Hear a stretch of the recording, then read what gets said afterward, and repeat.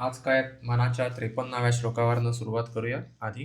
मग आपण वाचनाबद्दल बोलू थोडं. थोडं मी प्रेममयी पुस्तक त्याची पुढची 2-3 पानं वाचली. हां, आणि आउटलायर्स पण राहिलं होतं ना? हो, त्याविषयी पण बोलायचं असेल. आउटलायर्स थोडं मी वाचलं होतं. म्हणजे गेल्या वेळी आपण बोललो होतो की पुढच्या श्लोकात हो, हो, हो. म्हणजे जेव्हा त्याच्यावर चर्चा करू तेव्हा बोलू. हं, हं.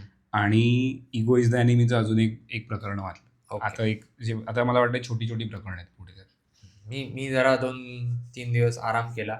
वाचनावरनं ब्रेक घेतला. आणि ती का सगळी ते 1100 पानं वाचून झाल्यानंतर हं, मी बायकोला म्हणत होतो की आता मी दोस्तोयस्की वाचायला घेणार आहे. हं, आणि रात्र झाली होती तेव्हा काहीतरी 10:30 हं. वगैरे वाजले होते. आणि थांब झोप. जरा ब्रेक ब्रेक घे, झोप. हं, मग मी म्हटलं ओके. आणि मग मी माझ्याही लक्षात आलं, माझं थोडं डोकं जड झालं होतं. हं.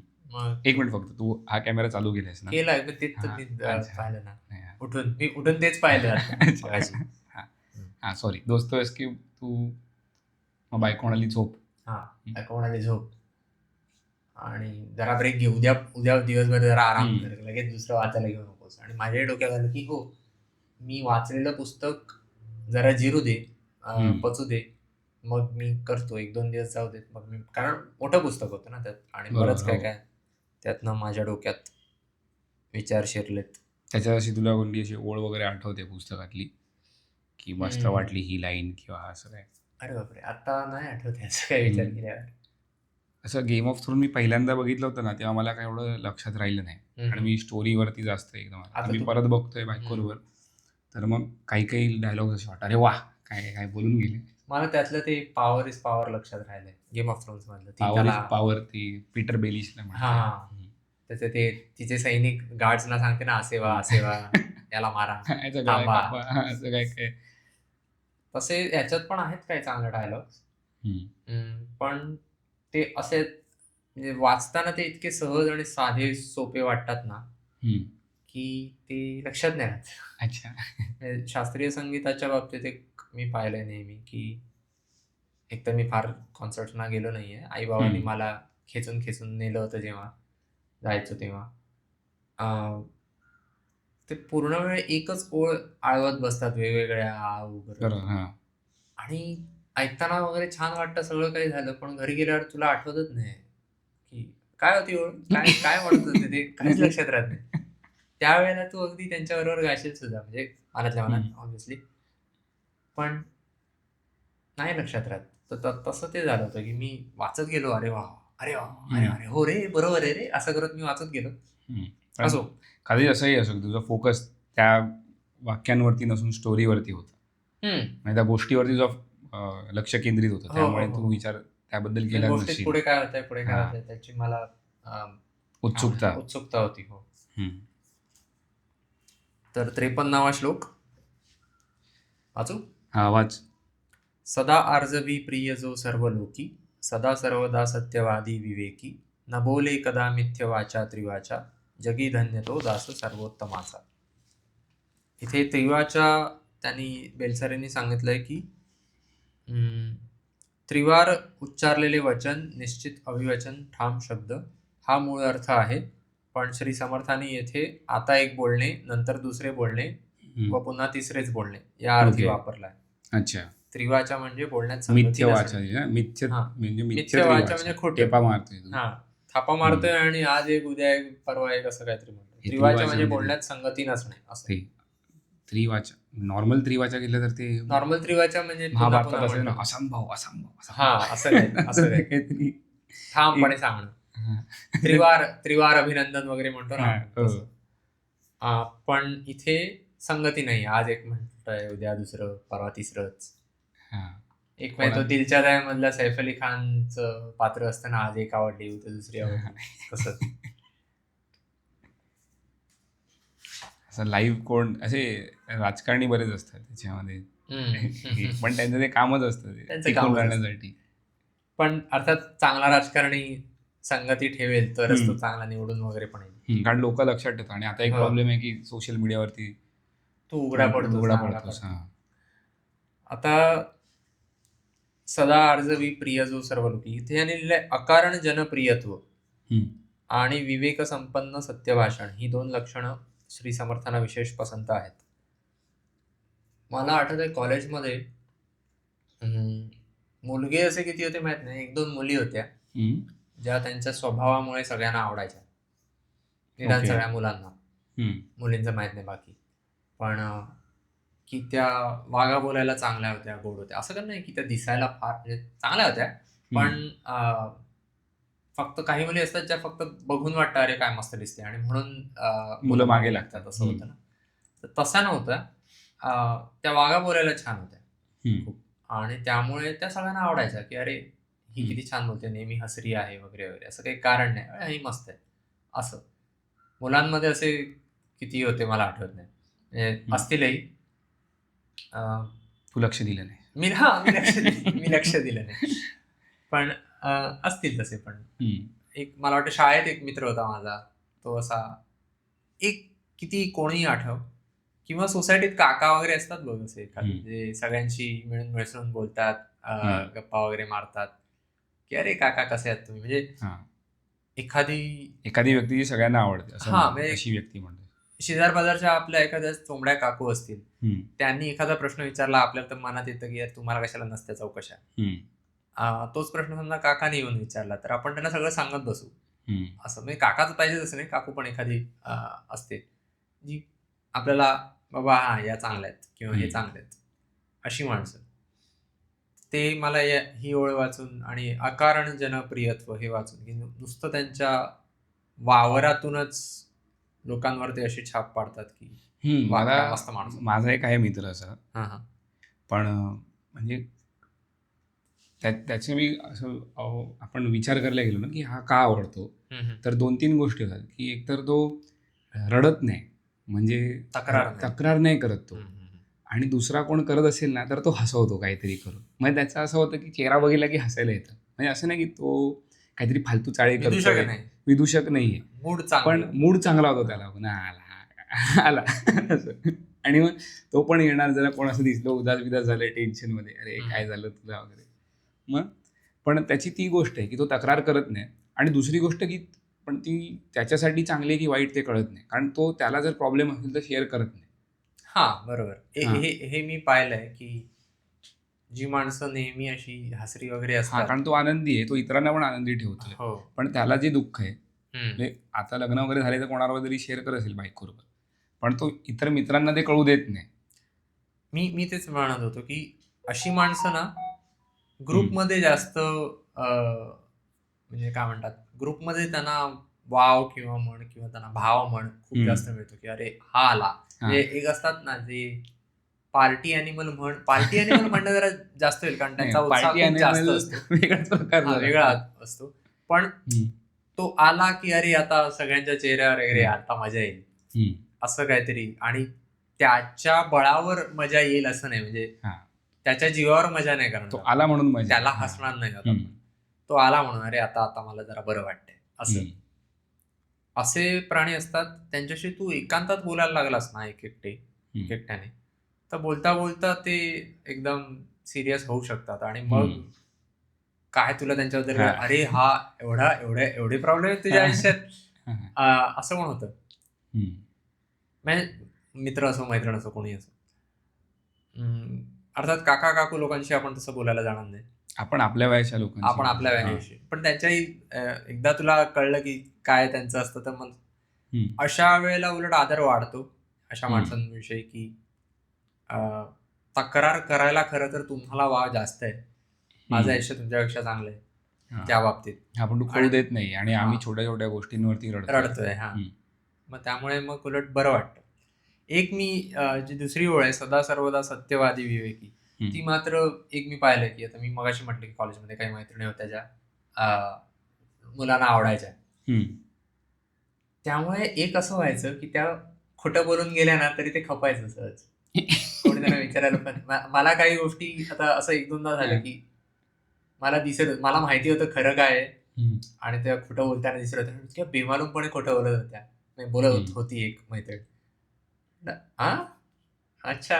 आणि मग मी जाऊन तिला विचारलं, काय ग असं, तर माझ्याशी पण एकदम हो बरी एकदम, अरे मला माहिती आहे हिचं खरं काय ते, असं काय करते.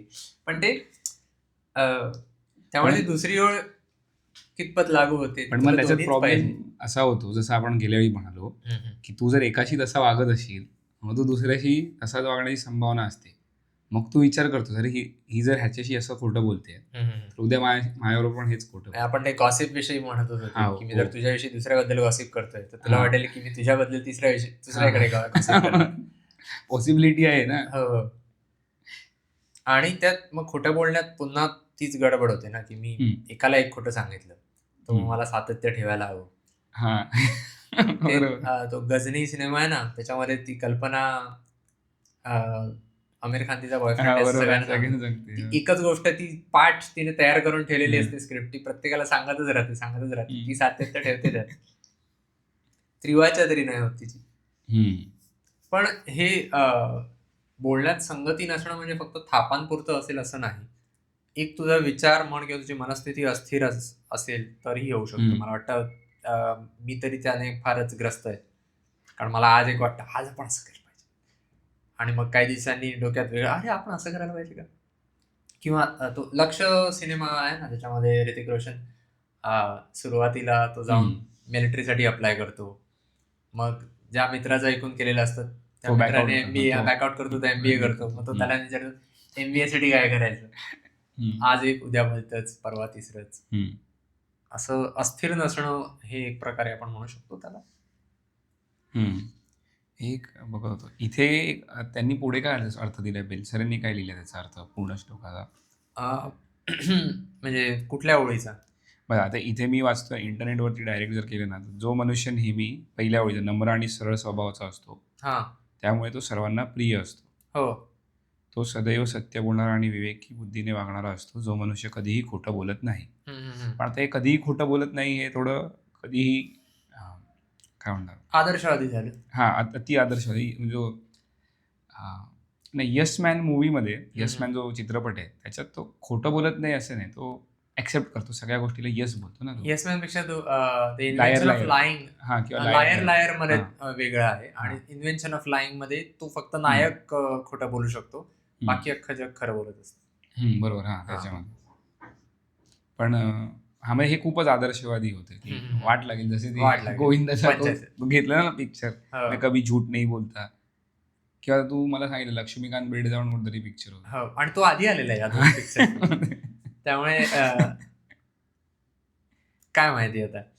पण असं असू शकतं की कल्पना एकाच वेळी म्हणजे तिथे दुसऱ्याला सुचली आपल्याला, काय माहिती आता त्यांनी कुठून. पण इंग्लिश माणूस मराठी पिक्चर बघेल का, असं होईल का माहित नाही. एक कुठून मुळात ती कल्पना नेमकी कुठून घेतलेली आहे ते आपल्याला माहित नाही ना.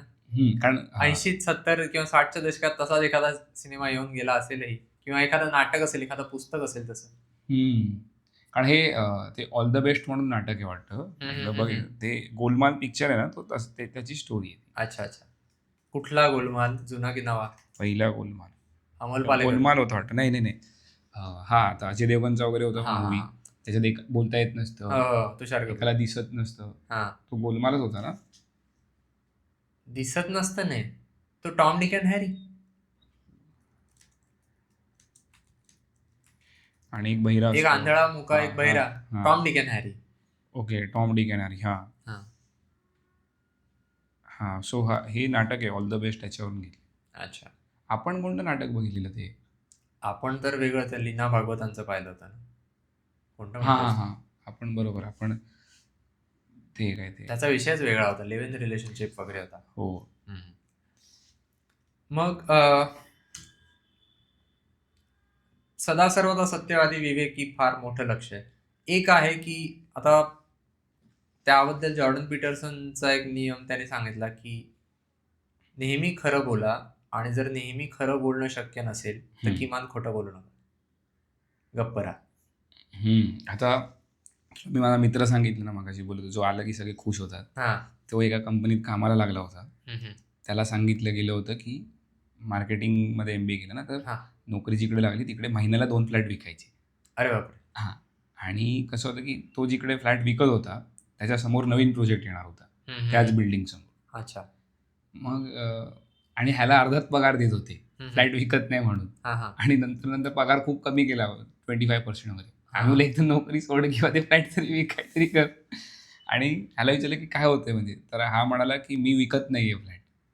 कारण एखाद्या माणसाला जर तू आयुष्यभराची त्याचे कमवलेली संपत्ती तू एका फ्लॅटमध्ये इन्व्हेस्ट करायला सांगतोय, गुंतवायला, आणि ते पण समोर दुसरी बिल्डिंग बनत असताना ह्याला सांगायचं तू खोटं बोल की काय नाही, समोर तुमचा व्ह्यू बघा कसा आहे मस्त, पण हा विकायचा, हा लोकांना सांगायचं नका घेऊ.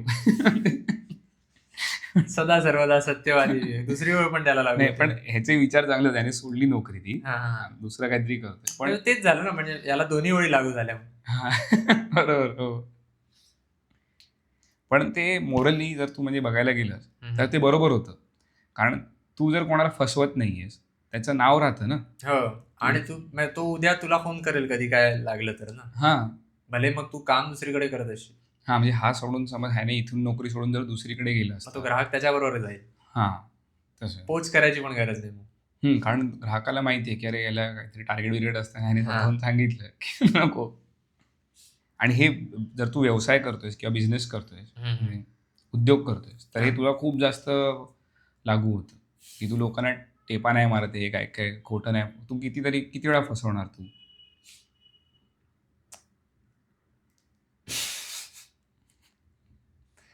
पण हेच म्हणजे आता जरा हे आदर्शवादी झालं, पण तू शक्य तितकं खरं बोलू शकतोस. म्हणजे निदान खोटं बोलू नका, हे बरोबर आहे. आता समजा तुझा मित्र आहे, त्याचा नाईलाज असला असता की ही नोकरी मला सोडता येणार नाही, मग त्याला ते बोलावं लागलं, घरी मला पैसे द्यावेच लागणार आहेत, काय माझ्यावर कर्ज आहे, यामुळे त्यामुळे, तर मग माणूस कोणतंही तत्व, किंवा मग त्याला काही करावं लागलं असतं, त्याला ती नोकरी सोडून दुसरी नोकरी शोधून तिथे काहीतरी लवकर करावं लागलं असतं. पण मग तोवर त्याला इथे काहीतरी मॅनेज करावंच लागलं असतं ना, की तुझा अर्धा पगार घेऊन तुला चालणार नसतं. बरोबर. तर मग काय नामुष्की आली असती त्याच्यावर. कुठलंही तत्व हे शेवटी अनुषंगिक असतं. तू म्हणशील म्हणजे चोरी करणं वाईट आहे, ठीक आहे, पण जर मी भुकेला आहे आणि जर मी अशा ठिकाणी आहे जिकडे माझ्याकडे काही पैसे नाहीयेत, मी कोणाला ओळखत नाहीये, आणि म्हणजे तू एखादी गोष्ट नाईलाजाने करतोयस की तुला हतबल आहेस तू हतबल आहेस, तर मग तू जे काही तत्व असेल ते सगळं धाब्यावर बसवणारच ना. तू त्यातल्या त्यात ठीक आहे, कमीत कमी मी तडजोड करतो असं म्हणू शकतोस, पण शेवटी सगळं अनुषंगिक आहे. बरोबर. जर तुझी परिस्थिती चांगली आहे सगळी आणि तरी सुद्धा तू जी तत्व पाळायला हवीच ती पाळत नाहीस, तर मग तू खरोखर नालायक ठरशील. लोक आहेत तशी, आणि लोक आहेत चांगली असून देखील, म्हणजे पाणी आहे पण फ्लश करत नाहीत असे लोक आहेत ना. एक्स्ट्रीम उदाहरण पण आहेत ना, एक्स्ट्रीम असलं तरी रोज दिसणार कुठेही तुझा पाणी टाकत नाहीत लोक, अशी उदाहरणं आहेत आपल्याकडे. तर मग बोले कदा मिथ्या वाचा त्रिवाचा, हे पण झालं ना. तुम्ही खोटं बोलू नका, म्हणजे बोलणं म्हणजे खोटं वागणं आणि बोलणं हे टेपा मारणारे पण मित्राचे ते मित्र आपल्याला सहज आठवतील नाही का. आपल्या दोघांच्याही ओळखीचे पण असतील आणि आपल्या वेगवेगळ्या ओळखीतले पण असतील. माणूस टेपा का मारतो याच्या मागे काय कारण आहे ते बघायला हवं, त्याच्यावरती काय वाचायला हवं. कारण टेपा मारत असतो, खूपदा त्या माणसाला पण कळत असते की अरे ह्याला समोरच्याला समजतंय की आपण टेपा मारतोय, ते ह्या कळतंय याला, पण ते थोडं संक कॉस्ट फॅलसी सारखं असणार ना, की मी काहीतरी मी बडबड केले तर आता मला खजीर होण्यापासून वाचवतो मी स्वतःला, मी थोडा आणखी मी सावरून घेतो, काहीतरी मी वेगळ्या अशा रीतीने सांगतो की विश्वास बसेल त्याचा. काय काय बेकार म्हणजे. आणि त्या टेपा पण अशा असतात की म्हणजे तू इमॅजिनेशनच्या बाहेर त्या गोष्टी असतात. ते शेवटी वय वाढत जातं तसं अक्कल येत जात असावी काही लोकांना तरी नाहीत. पण हे गरजेचं नाहीये म्हणजे की वय वाढलं की अक्कल वाढत असते या बाबतीत तरी नाही. एक ते शेवटी असं असतं की लोकांनी मला भाव द्यावा, माझ्याकडे लक्ष द्यावं, माझं ऐकावं, असं असतं. तर जर मी टेपा मारतोय आणि माझ्या मित्रांना माहितीये की मी टेपा मारत असतो, पण मित्रांना ते ऐकायला आवडतं, मग थोडंसं ग्रॅटिफिकेशन किंवा ते सेंटर ऑफ अट्रॅक्शन साठी की मला बाकीच्या गोष्टींमधून काय करता येत नाही, मग मी टेपा मारतो, माझा मित्र ऐकतो, माझ्या गोष्टी ऐका करायचे, तो नंतर पुढे चांगला लेखक होईल. आता मी लेखक व्हायचं स्वप्न बघतो याचा अर्थ असं नाही की मी टेपा मारायचो, पण कोणी हा म्हणजे सांगावं ना. बरोबर ते म्हणजे विचार करणं म्हणजे कल्पनाशक्ती तर आहे आहे त्याच्याकडे त्याच्याकडे. ते फक्त त्याची प्रतिभा तो वाया घालवतोय किंवा तो सराव करतोय, काय तू सांगशील तसं. कारण तो स्टँडअप, आता आपल्याला हे काय माहिती, स्टँडअप कॉमेडियन बहुतेक तर मला टिपाच वाटतात, जे काय त्यांचे किस्से सांगत असतात. असंच वाटतं की तिखट मसाला लावून, कारण ज्या प्रकारच्या प्रतिक्रिया ते प्रसंग रंगवतात, अर्थातच तिखट मसाला लावून, मीठ मसाला लावून रंगवतात ना. तू बघतोस का स्टँडअप कॉमेडी म्हणजे काय असं? आता मुद्दामून असं कुठलं नाही की बाबा कोणाला सबस्क्राईब करून ठेवलंय किंवा काय. जे काही असे स्क्रोल करता करता किंवा दिसायचं ठराविक पाहिजे. मला वाटतं तर राहुल सुब्रमण्यमचे काही पाहिलेत, अभिषेक उपमन्यूचे पाहिलेत. म्हणजे जर नाव वाचून मी क्लिक केलं असे जे व्हिडिओ असतील ते मला वाटतं या दोघांचेच असतील. अच्छा. बाकी क्वचित विषय बघून अरे हा काय वगैरे.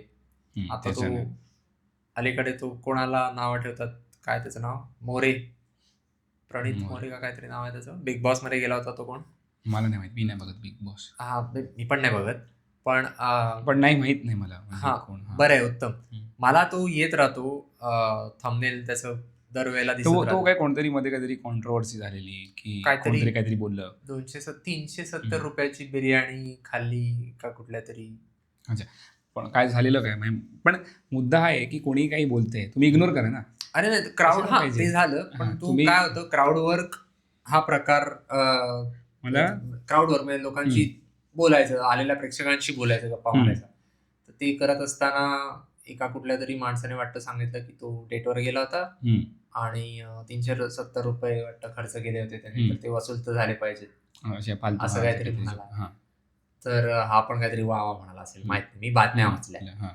आणि मला मग त्यावरनं जो काय झाला तो वाद झाला. पण मला हे नेहमी वाटायचं की हा कधी ना कधी मार खाणार आहे. मार खाल्लेला नसेल अजून त्याने, पण मी शिव्या खाणार आहे लोकांच्या, की कारण मी दरवेळेला थंबनेल पाहायचो, म्हटलं काहीतरी नॉनव्हेज आहे, आणि दरवेळेला थंबनेलमध्ये कुठली तरी मुलगीच आहे.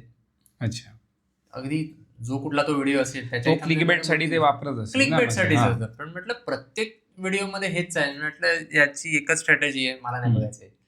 ओके, हा म्हणजे 1-2 असे 2-3 व्हिडिओ जेव्हा दिसले, म्हटलं विषय आपल्या आवडीचा नाही, आणि थंबनेलमध्ये हा दरवेळेला मुलगी वापरतोय. प्रत्येक व्हिडिओच्या थंबनेलमध्ये प्रेक्षकातली कुठली तरी एक मुलगी. तू तुझे जोकवर तुझा विश्वास नाही का तुझे, असं बरोबर ना. बरोबर.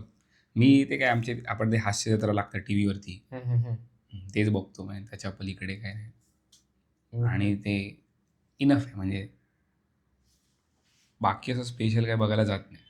आणि आधी तर मी खाली जात होतो, मी बोलतो माझे मित्र काय ना काय कोण टेपा बिपा मारायचे, तर एवढी मजा यायची की, कारण मला कोणतरी बोललेलं ऑफिसमध्ये की यार आम्ही स्टँडअप शो बघायला जातो, आणि विचार किती घेतात, 2,500 की 3,000 काहीतरी तिकीट बोलतो. अरे बोलतो, अरे बापरे, म्हणजे आहेत पैसे, जा तुम्ही, तुम्हाला आवडलं तर. पण मी बोलतो अरे बापरे एवढे, मी खाली उतरलं की आमची इथे एंटरटेनमेंट होते काहीतरी. किंवा आपण रस्त्याने चालताना जरी तू असं बघत बसलास, ऑब्झर्वेशन केलंस ना, कोणतरी काहीतरी करतच असतं. नाही, तू जर हसायचं ठरवलं जगावर तर भरपूर आहे. हा, पुस्तकांवर चर्चा करूया. मी प्रेममयी मधलं 2-3 पुढची पानं वाचली. तर मग ते बोललं ना, बाऊलवरती, बाऊल जमात, आणि त्यांचं मग प्रेमाबद्दल वगैरे लिहिले की ते आनंदी असतात, प्रेम करतात. मग त्यांनी लिहिले काय की, हुगाळे म्हणतात की तुम्ही समाधी जेव्हा अवस्थेत जाता तेव्हा तुम्हाला काही अशा गोष्टी असतात जे एकदम शेवटी सोडाव्या लागतात, पण प्रेमामध्ये डिमांड असते की ते पहिल्याच सोड. अच्छा, मग त्यांनी उदाहरण दिले अहंकार. मग हा अहंकार तर सोडावा लागतो. म्हणजे आता हे प्रेम नुसतं म्हणजे बायको किंवा तुझ्या प्रेयसीवरचं असं नाही, कुठेही म्हणजे आई वडील मुलगा तुझं, म्हणजे काय म्हणतात, जुळवून घ्यावं लागतं दुसऱ्या माणसाबरोबर. मुलगा मुलगी तुझा कोण असेल, म्हणजे जुळून घ्यायला तुला इगो सोडावा लागतो, अहंकार सोडावा लागतो. की अरे तू जर सतत समोरच्याला अहंकार दाखवत राहिलास, तो ऐकणार नाही व्यक्ती ती. तुझं कधी कधी असं असतं की तुझं बरोबर जरी असेल तरी तुला ऐकावं लागतं समोरच्याचं. आणि ते का करतो आपण, कारण आपण समोरच्या व्यक्तीवरती प्रेम करत असतो. तर पण त्यांनी सांगितलं की समाधान, म्हणजे समाधी अवस्थेत वगैरे जात असशील तेव्हा ते तुला सगळ्यात शेवटच्या स्टेप असतात, अहंकार सोडायला. हा, कारण मी स्वतःच समाधीमध्ये तू ते थोडं तुलना पण आता त्यांनी केली आहे, पण तिथला अहंकार आणि इथला अहंकार ह्याच्यात स्वरूपात पण म्हटलं तर थोडा फरक आहे ना, की इथे मी स्वतःचा अहंकार जातो म्हणजे स्वतःला प्राधान्य म्हणजे देतोय. इथे तू दुसऱ्याला प्राधान्य देतोयस, प्रेमामध्ये हां. तू दुसऱ्या व्यक्तीला प्राधान्य देतोयस, की अच्छा. जसं आई वडील कधी कधी स्वतः उपाशी राहतात आणि आपल्या मुलांना खाऊ घालतात. तर समाधीत आपण स्वतःवरचं प्राधान्य घालवतो का ते का मला माहित नाही. आता कोणी घेत समाधीत कधी बसलं नाही. पण मुळात बसणं मला वाटत नाही मला कधी जमेल. कारण हनुवटी या मी एकदा वाचलं होतं काहीतरी. जसं मी वाचत नव्हतो खरं तर. मला वाटतं माझी आई वाचत होती कुठल्या तरी पुस्तकात, की समाधी अवस्थेत बसण्यासाठी काय करावं लागतं. ते तेवढं लवचिक मला वाटत नाही मी कधी होईन. हनुवटी इथे जाते. यात अडकवायची असते. म्हणजे बाकी पण बऱ्याच गोष्टी असतात, पण त्यातली ही पण एक असते. शेवटचं मला वाटतं हे असतं आणि ते सगळं व्यवस्थित करावं लागतं, नाही तर मग. अच्छा, मी त्याच्यात पुढे तसं काही दिलं नाहीये. म्हणजे समाधी अवस्थेत कसं हे दिलं नाही. त्यांनी प्रेमावरती वेगवेगळे खल केली आहे, की अच्छा. मग त्यांनी लिहिलंय की चित्रपटांमध्ये आपण जे प्रेम बघतो, कोण नटनट्या दाखवतात प्रेम करताना, त्यांचं प्रेम खरं असतं का? आणि जर म्हणजे खरं म्हणजे ते खऱ्या आयुष्यात प्रेम करू शकतात का? कारण त्यांच्या खूपशा तू बघशील तर हे सतत त्यांची लग्न मोडत असतात. मग खरोखर यांना समजलं असतं का की प्रेमासाठी काय करावं लागतं? म्हणजे ऍडजस्टमेंट असतात ना प्रत्येक त्यांच्या ठिकाणी. व्याख्या कारण सामान्य जगापेक्षा वेगळ्या असतात. आता हे पण मध्ये व्हिडिओ वगैरे येतात ना, कॉफी वगैरे वरचे, कॉफी विथ करण म्हण किंवा दुसरे त्यांचे जे काय आता प्रोग्राम चालू असतात म्हण, त्या एकदा मध्यंतरी आठवतंय कोण होत्या, काजल आणि ट्विंकल खन्ना होती मला वाटतं. मला आता काजल, ट्विंकल खन्ना आणि मला वाटतं करण जोहर होता आणि जान्हवी कपूर. मी तो शो बघितलेला नाही, फक्त त्याच्यावरची क्लिप पाहिली की फिजिकल चिटिंग आणि इमोशनल चिटिंग इज वर्स दॅन फिजिकल चिटिंग असं काहीतरी होतं. आणि मग ह्यात हे तिघेजण जे म्हातारे आहेत ते गेले, हो हो बरोबर. आणि जान्हवी कपूर म्हणाले ह्याला काय अर्थ आहे, ती इकडे राहिली फिजिकल चिटिंगवर, की ऍक्च्युअल फिजिकल चिटिंग अर्थातच जास्त वाईट आहे. हे काय तुमचं डोकं आहे? आणि ती अजून लहान आहे, मोठी झाल्यावर तिला कळेल वगैरे. मी काहीतरी करून आलो तिथे. अरे मग इमोशनली तिकडे काय अटॅच इमोशनली अटॅच नाहीये. हे फालतू करणं झालं ना. तर ते लोकांनी त्यावरनं शिव्या घातल्या की अरे लहान ती नाहीये. आणि पण मी हे पाहिलं की आता याच विषयावरनं जपानमधल्या इंटरव्ह्यूज, की लोकांना विचारलं, बायकांना पण पुरुषांना पण, की तुमचा पार्टनर अफेअर करत असेल तर ते जास्त तुम्हाला चालेल की तो वेश्येकडे गेला तर चालेल, किंवा तुमचा पार्टनर वेश्येकडे गेला तर तुम्हाला चालेल का? तर त्याने म्हटलं निदान अफेअर तरी नाही करत आहे ना, त्यामुळे ठीक आहे. आणि असं म्हणणारे बरेच जण होते, म्हणजे असं म्हणणाऱ्या बायका पुरुष बरेच जण होते की ठीक आहे, समजू शकतो मी असं पार्टनरने केलं. आणि खाली कमेंट होते, अरे काय काय आहे? अख्ख्या जगात लोक म्हणत होते की हा काय विचार आहे, असं कसं दोन्ही नको हे चालतंय कसं काय? पण असतं, आता माहित नाही आता कुठल्या प्रकारची संस्कृती आहे, कसं आहे, त्यावर आहे सगळं. म्हणजे त्यांनी उपगुळांनी परत मर्लिन मेनरोचं उदाहरण दिले की एवढी जगातली सुंदर बाई, तिने आत्महत्या केली, मग तिला का वाटलं परत आत्महत्या करावं असं? तिचं एक म्हणजे त्यांनी, आणि काय होतं की आपण लहानपणापासून हे चित्रपट बघत असतो आणि आपली व्याख्या जी असते मग ती त्याच्यानुसार होत असते की अरे हे म्हणजे प्रेम आहे वगैरे. किंवा आता तू जसं म्हणालास की आमचं काहीतरी जगा वेगळं आहे, सोशा करायला लागतात लोक ना, इंस्टाग्रामवरती वगैरे पोस्ट करत असतात, पण ते खरी गोष्ट आहे का? म्हणजे ऍक्च्युअल मध्ये ते मॅटर करत आहे का?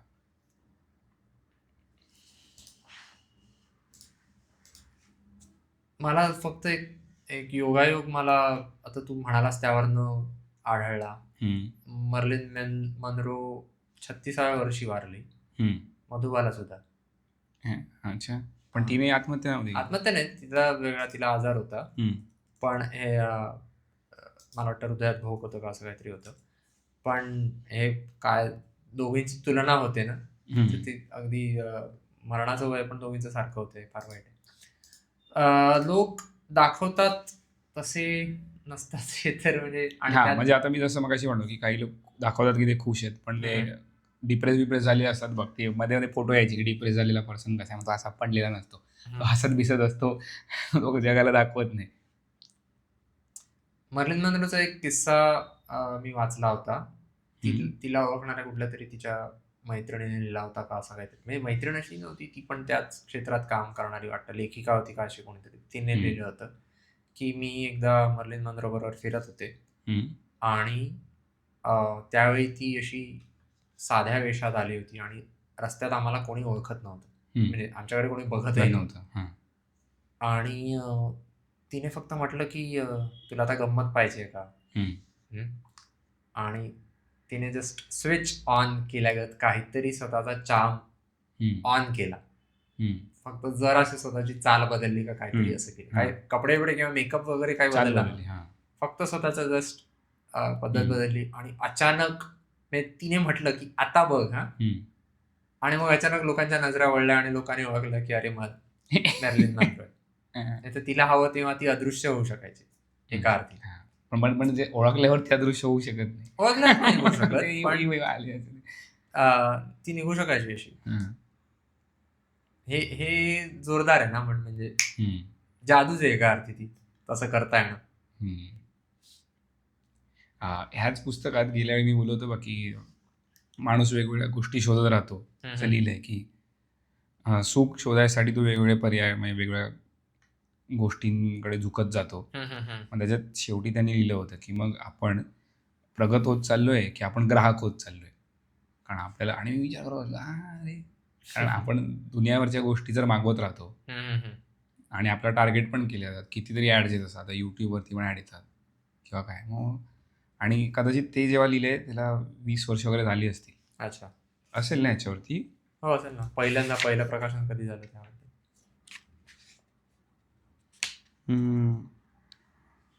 2001. 25 मार्च 2001. म्हणून मी मग ह्याच्यावरती पण की आपण पण सध्या खर्च विर्च बघितलं तर असं काय होत नाही, त्या कॅटेगरीमध्ये बसत नाही. बोलो चांगलं आहे. बापू काळे 2001 मध्येच वारले. जूनमध्ये, 26 जून. किती? जूनमध्ये. हे 25 मार्च 2001 आणि 25 मार्च त्यांचा वाढदिवस आहे.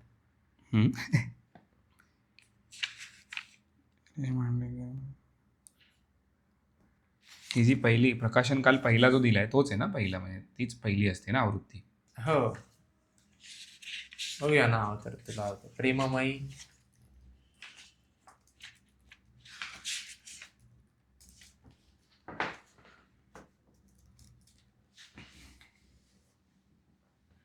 हो, इथे 1 जानेवारी 2001 लिहिलंय. अच्छा. असेल. आता हे या पुस्तकाबद्दल बोलतो. हे अजून पूर्ण नाही झालं पण तेच वाचतोय पुढचे. आता नाव सांगतो, नाव the murder of Roger Ackroyd. तर गेल्या वेळी तू म्हणाला होतास व्हिडिओमध्ये की शेरलॉक होम्स असा अचानक काहीतरी सगळं उलगडून सांगतो, खुलासा करतो. याच्यात पण थोडंसं आहे तसं, कारण आता तो पायरोट जो कॅरेक्टर आहे, हरक्यूल पायरो. पायरोट. अरे नाही, टी सायलेंट आहे. अच्छा, टी सायलेंट आहे. तिथे मराठीमध्ये तर सायलेंट नसतं ना आपल्याकडे. सो तो त्याच्यात पण असं आहे, तो डॉक्टरच्या दृष्टीने ती कथा आहे. मग डॉक्टर म्हणतो की याला काहीतरी समजलंय पण हा सांगत नाहीये. म्हणजे तेच या पण शेवटी सगळा उलगडा करणं. पण ह्याच्यात थोडे असे काय म्हणतात पुरावे दिसत आहेत, म्हणजे की इथे काहीतरी ठसे आहेत, इथे काहीतरी आपटलंय, हे असं झालंय, खुर्ची वागते तिकडे. शेरलॉक होम्समध्ये तसं काय होत नाही, म्हणजे तो डायरेक्ट स्वतःच सांगतो इथे मी हे बघितलं ते बघितलं. पण मी म्हणजे नुसतं तसं पण नाहीये. शेरलॉक होम्समध्ये वाचताना ना त्याचे 2 भागच असतात. अख्खं ती गोष्ट घडत असते, अचानक शेरलॉक होम्स येऊन खऱ्या खुनी माणसाला पकडतो आणि त्यानंतर तो गोष्टच बदलते. पार अगदी भूतकाळात काही वर्ष, काही 100 वर्ष आधी वगैरे पण जातात. एक मी पाहिलेलं त्याच्यात काहीतरी खलनायक, मला वाटतं मॉर्मॉन त्याचा काहीतरी पार्श्वभूमी होती. म्हणजे त्याची पण नव्हती, त्याच्या वाटतं आई वडिलांची काशी कोणाची तरी होती. पार तिथपर्यंत गेली गोष्ट, गोष्टच बदलते ती. आणि मग त्याचं येऊन संबंध जोडला जातो. असं होतं त्याच्यात. कोणता Mormon Mormon study in Scarlet होता का? काय हा होतं? हा हा हा स्टडी इन स्कारलेट.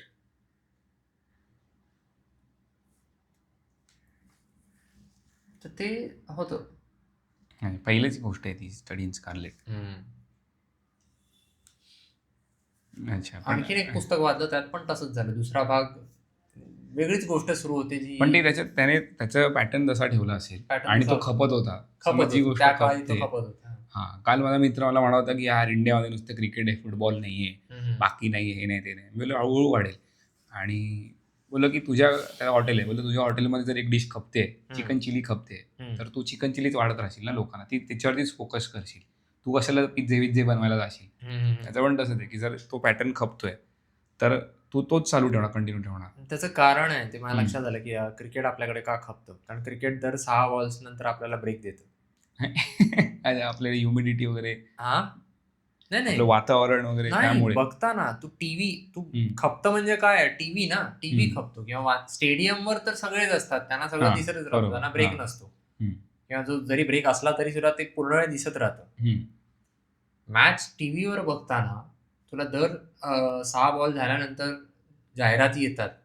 त्यात तू उठून बाबा लघवी करून आलो, जाऊन काहीतरी आतमध्ये फ्रीज मध्ये उघडून काहीतरी खायला प्यायला घेऊन आलो, एकमेकांना गप्पा मारतोय, ती गोष्ट फोनवर बोललो, स्क्रोल. आता फोन वाढले, स्क्रोल केलं, पण क्रिकेट आधीपासून लोकप्रिय आहे. तर मग तू बाकी कामं करू शकतोस, तुझी जी काय असतील नसतील ती उठबस करू शकतोस. हा, म्हणजे तू तुझी कामं करता करता क्रिकेट बघू शकतो. करता करता क्रिकेट बघू शकतो. फुटबॉल असं आहे की तुझी नजर वळली, इकडे गोल झाला. हा, 90 मी मॅच बघताना ते मला बऱ्याचदा झालंय की अरे थांब, मी काहीतरी घेऊन आलो, मी आत गेलो आणि इकडे गोल झाला, म्हटलं काय फालतूपण आहे. ते असू शकते हे पण एक कारण बाकीचे जे खेळ आहेत ते 90 मिनिट किंवा 1 तास तुझा विदाऊट काय म्हणतात ब्रेक आहे. 90 मिनिटात, आणि छोटे पण आहेत. क्रिकेट दिवसभर चालतं. हा, म्हणजे भले फुटबॉलमध्ये 45 मिनिटांनी ब्रेक असतो, पण तुला मग 45 मिनिटं बसून राहावं लागतं टीव्ही समोर. कारण तू, आणि त्यात होतं कसं की क्रिकेटमध्ये कसं असतं की त्या 6 बॉलमध्ये पण ते 6 डाव असतात वेगवेगळे. त्यामुळे तुला प्रत्येक क्षणात तुला असं वाटतं आता होईल, आता काय होईल, आता विकेट जाईल की आपल्या बाजूने निकाल लागेल की काय होईल. आणि फुटबॉलमध्ये म्हण किंवा हॉकीमध्ये म्हण, इकडे पास दिला परत पास आला, तिकडे पास दिला परत पास आला. तू प्रत्यक्षात खेळाचा विचार केलास म्हणजे खेळताना फुटबॉलमध्ये जास्त मजा येते बघण्यापेक्षा, तसं. मला आपल्याला जास्त येत असेल, कारण क्रिकेट खेळताना आपण फिल्डिंगसाठी उभे येतच नाही, अरे आपल्याकडे येतच नाही. फुटबॉलमध्ये आपण पूर्ण वेळ धावत असतो, तो फरक आहे. पण बघायला गेलं तर बघण्याच्या दृष्टीने फुटबॉल, हॉकी किंवा कुठलेही बाकी खेळ म्हण, बघण्याच्या दृष्टीने मेहनत जास्त आहे. करेक्ट. हा, कारण आपल्याला खेळून तिकडे पूर्ण वेळ लक्ष द्यावं लागतं आणि कंटाळून चालत नाही. क्रिकेटमध्ये नुसता वेल प्लेड केला तरी सुद्धा आपण म्हणतो अरे काय मस्त प्लेड केलाय द्रविडने, असं नाही. आता तो फरक वाटतो मला. असू शकतो. आणि त्यात तो भारतात इतका लोकप्रिय का झाला खेळ आणि बाकी देशांमध्ये तितका, भारतात इतका बाकी देशांमध्ये लोकप्रिय का नाहीये, की भारतात फक्त क्रिकेटच धर्म आहे, हे का झालं? त्यामागे काहीतरी मानसिकता असेल, काय ती माहित नाही. कदाचित सोपं आहे, तू कुठेही खेळू शकतो, गल्ली बिल्लीमध्ये कुठेही लहानपणापासून. ते सुरुवात तुझी कुठेही होऊ शकते. फुटबॉलमध्ये आपल्या इथे कसं आहे की ग्राउंड नाहीये किंवा जागा नाहीये, पण फुटबॉलही कुठेही खेळू शकतो. आता आपण इथे उभा राहून, तू तिकडे कोपऱ्यात उभा राहा, मी इकडे कोपऱ्यात उभा राहीन, सामान बाजूला काढून. तेवढी जागा तरी लागते. तू रस्त्यावरती लोक क्रिकेट खेळतात, रस्त्यावरती फुटबॉल नाही खेळत. कदाचित कलकत्त्यामध्ये किंवा केरळमध्ये खेळत असतील. हा, पण असं तू किंवा तेवढा सपोर्ट पण नाही. आपण इथे MMA वगैरे मॅचला जात होतो, ते साईमध्ये असलं बेकार होतं, सगळे वॉशरूम्स वगैरे वाट लागली. ते शेवटी किती लोकप्रिय असतो खेळ, त्याने फरक पडतो. हा, म्हणजे तू तशी सुविधा ठेवतोयस का? आता बाकीचे जे इंडिव्हिज्युअल गेम आहेत ना, ह्याच्यात खर्च खूप होतो. कालच मी ऐकलं, म्हणजे तुला लाखो करोडोने खर्च करावा लागतो स्वतः. स्पॉन्सर वगैरे आणावे लागतात. हा, तर स्पॉन्सर कोण नाही आहेत आणि इथे भारतात, म्हणजे कोण बघत नाही तर कशाला कोण स्पॉन्सर करेल ना. एक्झॅक्टली, ती गोष्ट आहे. हे आणि आउटलायर्स वाचलं मी, ते मी गेल्या वेळी म्हणालो होतो ना, तर ते एक न्यूयॉर्कच्या उत्तर भागात ब्रॉन्क्स नावाचा एक भाग आहे. आणि त्या निमित्ताने मी मॅप बघितला न्यूयॉर्कचा, बोललो नकाशा बघूया कसा आहे. उत्तरेला की दक्षिणेला? उत्तरेला बघ, गुगल कर. मॅनहॅटन आहे. आपणच दक्षिणेला मॅनहॅटन आहे का? नाही, मॅनहॅटन त्याच्या पश्चिमेला आहे आणि उत्तर म्हणजे ब्रॉन्क्सच्या दक्षिणेला तो जो भाग आहे तिथली ही शाळेची गोष्ट आहे. कीप नावाची जागा. कीप. हां. आयल्स म्हणून काहीतरी आयलंड आहे, त्याच्या दक्षिणेला आयलंड काहीतरी आहे बघ खाली. आणि तिथे मध्ये ब्रुकलिन आहे वाटतं. ओके. आणि वरती क्वीन्स आहे. पण मी त्यानिमित्ताने नकाशा बघितला, असं आहे. कारण मग हे स्पायडरमॅन वगैरे आपण बघत होतो.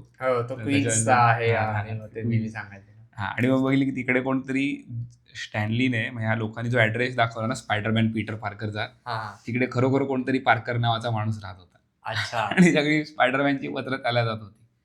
मग त्याने मध्ये काहीतरी प्रदर्शन लावलेलं सगळ्या पत्रांचं. ओके. हां, की लोक मला म्हणजे स्पायडरमॅनला पत्र पाठवत आहेत की पीटर पार्कर. तर त्या शाळेची गोष्ट आहे, त्या भागातल्या तो सगळ्यात गरीब भाग आहे न्यूयॉर्कचा. म्हणजे तिथे लोकांना म्हणजे काय म्हणतात, आपल्या इथे कसे ते काय काय वेगवेगळ्या योजना राबवल्या जातात गव्हर्नमेंटतर्फे, तसं तिकडे ती लोक खूपशी योजनांवरती जगतात. मग इथे या लोकांनी शाळा काढली, तिचं नाव the keep. The full form आहे नॉलेज इज पॉवर प्रोग्राम. ते पीटर बेलिश म्हणतो नॉलेज इज पॉवर. कीप. हां, कीप. KIPP. हां. सो या शाळेत कसं ठेवलं त्यांनी की ॲडमिशन तुला पैशावरती नाही, तुला लॉटरी सिस्टीमवरती. लॉटरी निघणार, त्याच्यानंतर तुझा इंटरव्ह्यू होणार मुलीचा कोणाचा, आणि मग सिलेक्ट करणार.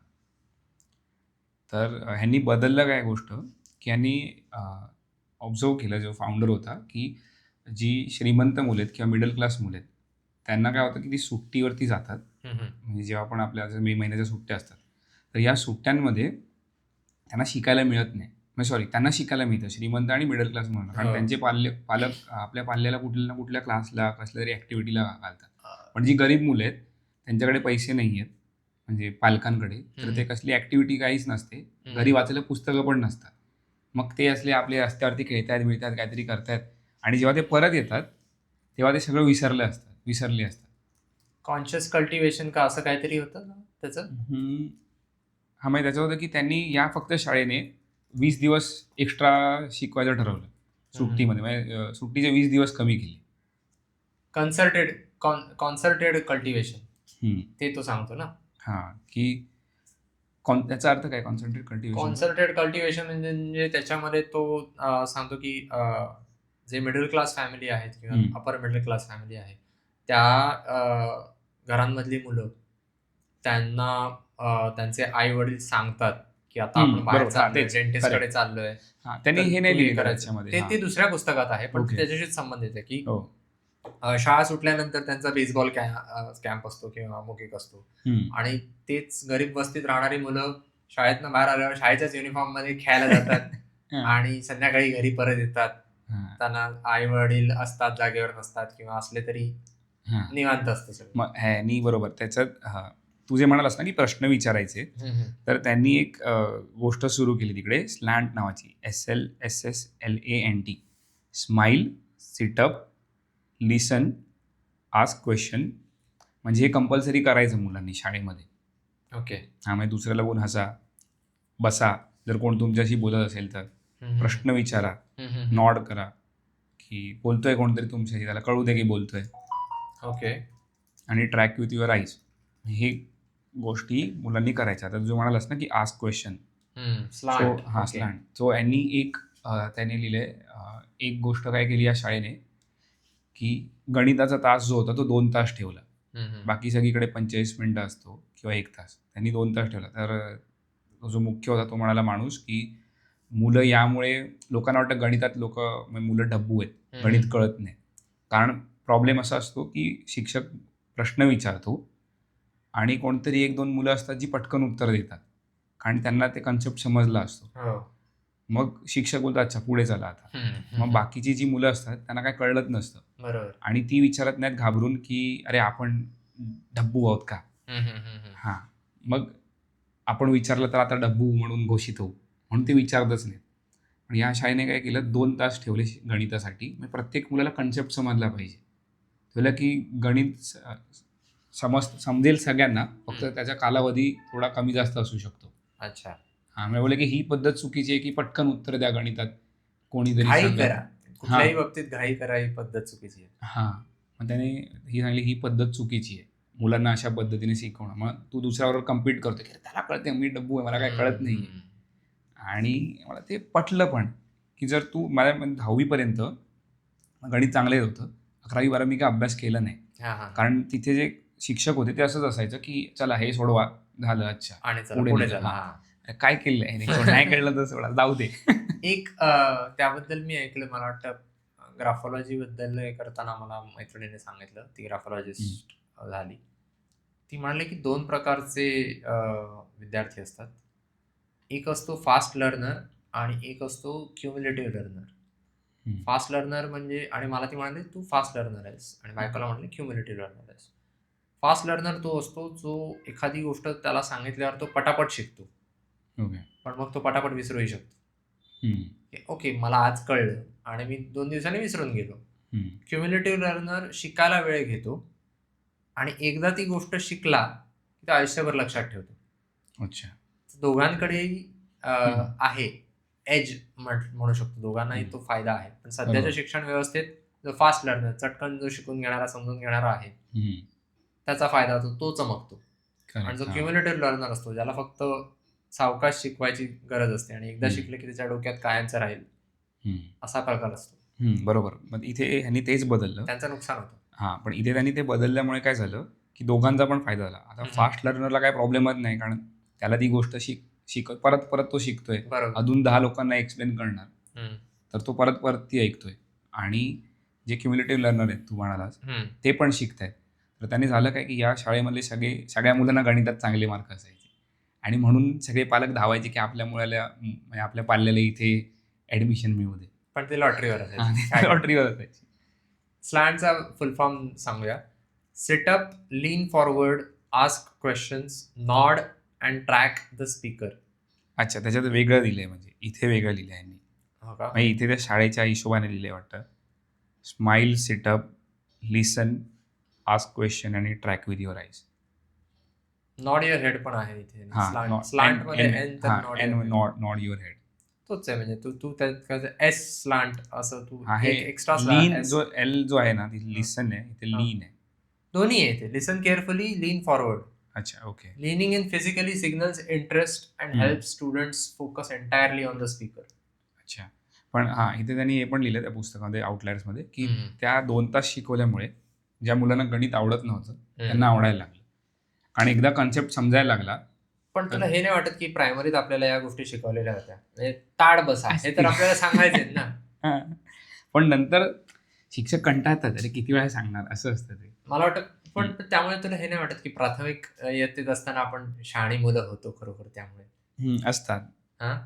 पण ते लक्ष द्यायचे. मागे त्या आपल्या मॅडम आलेल्या, त्या पण म्हणाल्या ना, की 5वी तू अशी दरी वाढते, शिक्षकांना मी मोठा आहे असं, मग तू कोणतरी मोठा आहे, मग ते अप्रोच नाही होत मुलं, की मी फक्त विषयापुरता आहे, हा वर्ग माझा नाहीये. तसं त्यामुळे ती गडबड, की मी फक्त करायचंय म्हणून काम करतोय, असं तो पण एक अप्रोच. मी येणार, माझा विषय शिकवणार, पुस्तक बडबडणार आणि झालं माझं काम. ठीक आहे. एक मिनिट, इथे अजून एक सांगायचं होतं. त्या पुस्तकात एक हे लिहिलेलं आहे, एडवर्ड जार्विस म्हणून एक माणूस होता बघ. त्याने अभ्यास केला की अति अभ्यासाने माणूस वेडा होतो का, इन्सेन होतो का. Edward Jarvis. Edward Jarvis. बघ, British author of religious history. नाही, रिलिजियस हिस्ट्री नाही, रिलिजनवरती नाही का, म्हणजे relation of education and insanity study by Edward Jarvis. Relation of education and इन्सॅनिटी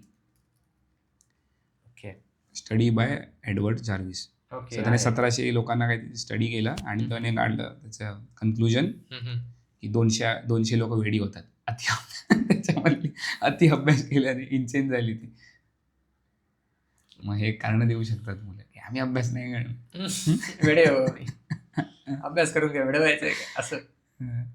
पण ह्याचं रिझन काय होतं, मग त्याने 2 उदाहरणं दिली की एशियन कंट्रीजमध्ये आपल्या आशियाई देशात जमिनीचं पीक 3दा घेतलं जातं. कारण नद्यांचा गाळ येतो आणि त्या गाळामुळे सुपीक असतं. मग ते परत परत पीक घेता येतं. पण तिथे असं होत नाही. तिथे आलटून पालटून पीक घ्यावं लागतं. कारण एकदा का पीक घेतलं की जमिनीची गुणवत्ता थोडी खालावते. मग वेळ द्यावा लागतो. मग त्यांनी तेच लॉजिक जमिनीचं लॉजिक स्वतः मुलांना अप्लाय केलं की अरे जर जमिनीला वेळ देतोय तर मग मुलांना पण वेळ द्या. मग जो ब्रेक आहे तो खूप मोठा ठेवा. मग जपानमध्ये तो ब्रेक जो आपली सुट्टी असते ना, उन्हाळ्याची सुट्टी, जपानमध्ये सगळ्यात कमी असते. अच्छा. आणि अमेरिकन देशांमध्ये तिकडे अमेरिकेत खूप जास्ती होते. जून आणि जुलै जपानमध्ये उन्हाळा असतो. जून जुलै काय म्हणते, जुलै आणि ऑगस्ट आणि कदाचित सप्टेंबर सुद्धा. पण सप्टेंबरमध्ये चालू होतात शाळा. इथे पण तसंच होतं वाटतं. US मध्ये पण सप्टेंबरमध्ये चालू होतात. पण या शाळेत ही कीप जी शाळा होती ना, हिने सुट्ट्या कमी केल्या. कीप त्यांनी सुट्ट्या कमी केल्या आणि मुलांना जास्त वेळ शिकवायचे. म्हणजे आपल्या इथे आता काहीतरी आलंय वाटतं, नियम आहे की लेट उठायचे वगैरे, 8 वाजता की 9 वाजता शाळा भरतात. अच्छा. पण आपल्याला 7 वाजता सुरू व्हायची. 7 वाजता आपली शाळा सुरू व्हायची. म्हणजे ते चांगलं पण होतं, वाईट पण होतं. कारण तेव्हा जर मी उठलो तर मला यायला मजा वाटायची. पण बहुतेक वेळेला मला दांड्या व्हायच्या कारण मी उठायचं. पण एक आता काय झालं की ह्या शाळेने पण तसंच केलं. बाकीच्या शाळा अमेरिकेत 8 वाजता सुरू व्हायच्या. त्यांनी 7ला सुरू केल्या आणि शाळा 7 वाजल्यापासून ते संध्याकाळी 5:30 वाजेपर्यंत. म्हणजे आपली जी असते की ती 12:30 वगैरे अशीच असते ना, आणि मग दुसरा वर्ग भरतो. इथे ती एकच शाळा. त्यांनी कोचिंग सेंटर, ट्युशन मिशन त्याला काही वावच ठेवला नाही. तिथे तो प्रकारच नसेल, पण तिथे नसतो. कदाचित. आणि सगळं शाळेमध्ये शिकवलं. पण हे जपानमध्ये पण होतं. जपानमध्ये मला वाटतं दुपारी 4 पर्यंत कुठला तरी क्लब ऍक्टिव्हिटीज असतात. म्हणजे मुलांना सांगतात की तुम्ही कुठला तरी क्लब जॉईन करा शाळेतलाच. असं तुम्हाला ज्यात हाऊस आहे तो क्लब जॉईन करा. इथे पण होतं. म्हणजे त्यांनी दिलं की म्हणजे एकदा तुला वाद्य काहीतरी वाजवायला शिका किंवा असं काहीतरी वेगळे. ते एक्स्ट्रा करिक्युलर वगैरे नव्हत्या त्या. म्हणजे आपल्या इथे एक्स्ट्रा करिक्युलर म्हणतात की तुझं ऍक्टिंग करायची, वाद्य. इथे ते सगळं शिक्षणाचाच भाग. एक्स्ट्रा करिक्युलर म्हटलं की तुम्ही तुमच्यासाठी काहीतरी वेगळं करता असं होतं. पण त्यानेच तुम्ही घडू शकता हे रुजवलं पाहिजे. एक्स्ट्रा करिक्युलर म्हणजे टाइमपास असं होतं. बरोबर ना, करायचंय तर करा असं असतं. इथे ते जबरदस्ती की तुम्हाला हे करायलाच हवं आणि तुम्ही निवडा काय, पण तुम्ही करा. मला ऑप्शन दिलेत. आणि मग लोकांनी विचारलं की काय हे काय तुम्ही मुलांना एवढं पिळून काढताय, सकाळी 5:30 वाजता त्यांना उठावं लागतंय, 7 वाजता शाळेत यायला. तर त्यांचं म्हणणं आहे की जर ते आतापासून करतायत, आणि लेखकाने पण तेच लिहिले की आउटलायर कोण आहे, ज्यांना काहीतरी एक्स्ट्रा मिळतंय, मग ही शाळा 10,000 आवर्स. मग ही शाळा त्या मुलांना संधी देते एक्स्ट्रा काहीतरी मिळायची ज्यांच्याकडे सुविधा नाहीये. त्याने जेव्हा बिल गेट्स वगैरे आधीचे उदाहरण दिलं होतं पुस्तकात की त्याला लहानपणापासून ऍक्सेस मिळाला कम्प्युटरचा, तर ही शाळा ते सगळं देते.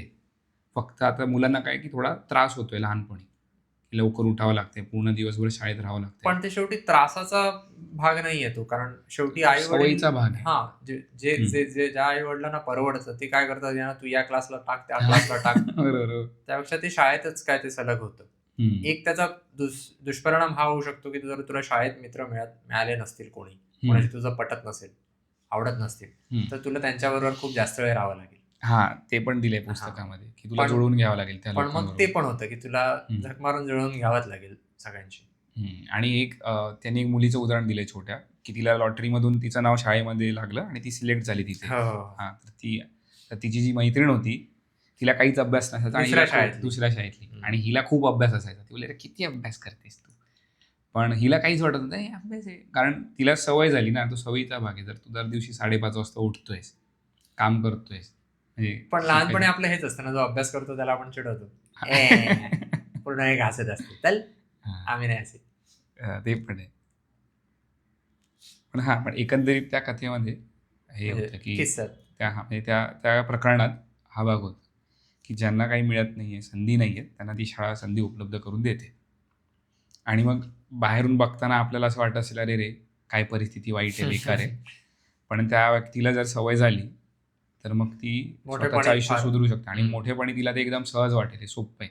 ती जर 5:30 वाजता ती व्यक्ती उठते, तर तिला 6 वाजता उठायचं असेल कामाला जायला, तर तिला असं काय वाटणार नाही, अरे काय मोठं काहीतरी 1.5 तास मिळाला मला सकाळचा झोपेचा, किंवा मला हवा ते करायला. हां